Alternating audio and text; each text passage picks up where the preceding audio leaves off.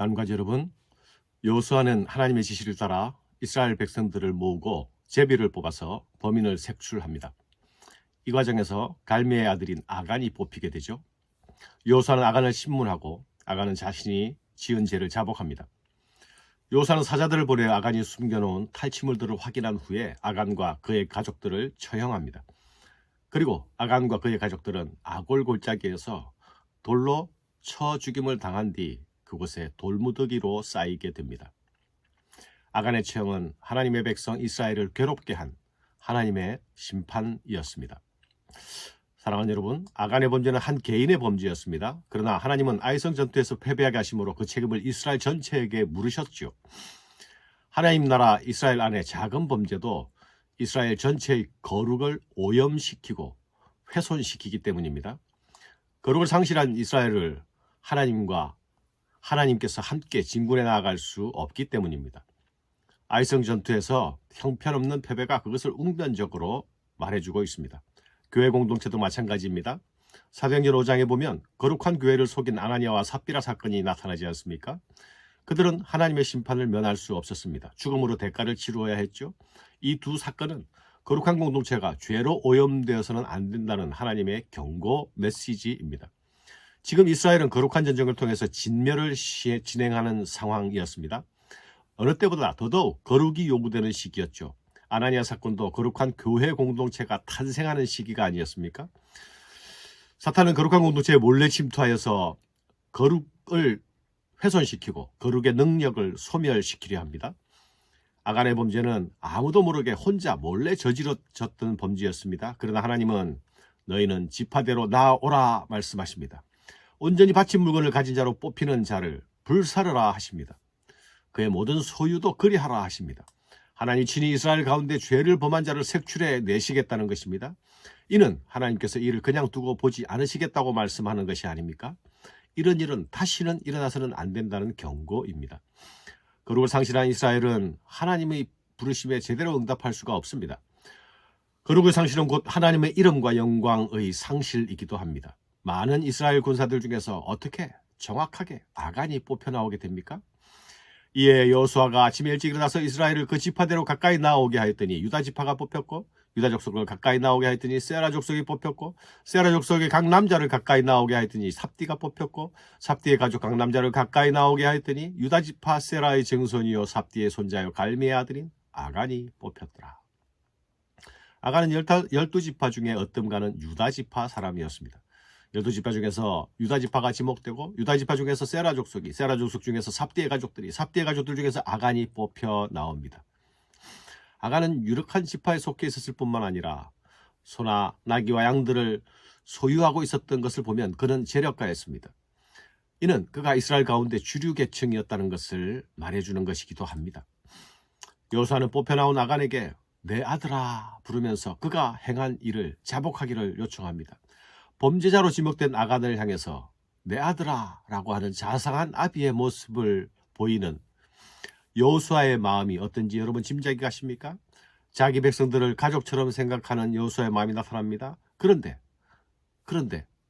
이 아간은 또 자기 백성을 죽음으로 내몰았던 장본인이기도 하죠. 여호수아의 마음이 얼마나 무거웠을까요? 아간은 자신이 범죄자로 지목되자 자기가 저지른 범죄를 순순히 자백합니다. 아간이 여호수아에게 대답하여 이르되 참으로 나는 이스라엘의 하나님 여호와께 범죄하여 이러이러하게 행하였나이다. 내가 노력한 물건 중에 시날산의 아름다운 외투 한 벌과 은 200세겔과 그 무게가 50세겔 되는 금덩이 하나를 보고 탐내어 가졌나이다. 보소서 이제 그 물건들을 내 장막 가운데 땅속에 감추었는데 은은 그 밑에 있나이다 하더라. 아간의 범죄는 계획적인 범죄이기보다 우발적인 범죄였던 것 같습니다. 내가 보았고 탐내어 가졌습니다 라고 말합니다. 보았다, 욕심을 내었다, 취했다. 여기서 나타나는 세 개의 동사는 에덴에서 아담과 하와가 선악과를 따먹고 하나님께 범죄할 때 사용되었던 단어들과 순서가 똑같습니다. 사탄은 우리가 보는 것을 통해 우리의 탐심을 자극합니다.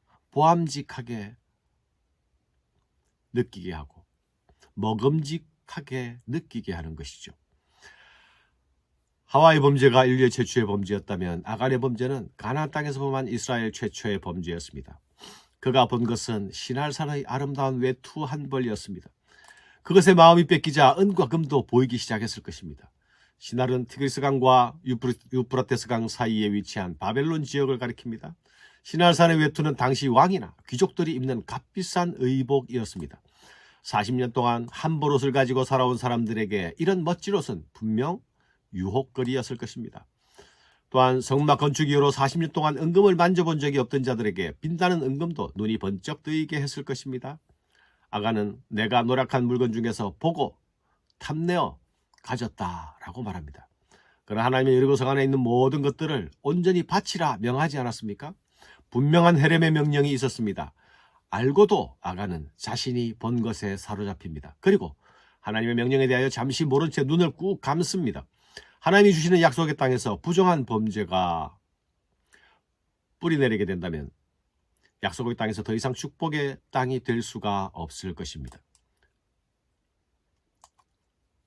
하와나 아간이나 보는 것에 영향을 받고 결국 죄를 짓게 됩니다. 모두 인간인 것이죠. 에덴에서도 아담과 하와가 내쫓기게 했던 그 사탄은 약속의 땅까지 쫓아와서 맹렬하게 활동하고 있었습니다. 이 사탄은 오늘도 성도와 교회 속에서 우는 사자처럼 삼킬 자를 두루 찾고 있음을 기억해야 하겠습니다. 아간의 최후는 큰 돌무더기로 상징되었습니다. 돌무더기는 이스라엘이 무엇인가를 기억하고 기념할 때 쌓는 것이 아닙니까? 쌓여진 돌무더기가 있는 그곳은 아골 골짜기라 불려졌습니다. 아골 골짜기란 말은 괴로움의 골짜기란 말입니다. 잠시의 유혹에 사로잡힌 한 사람의 범죄, 그 범죄가 그 한 사람이 온 이스라엘을 괴롭게 했습니다. 그리고 백성들은 그 괴로움을 기억합니다.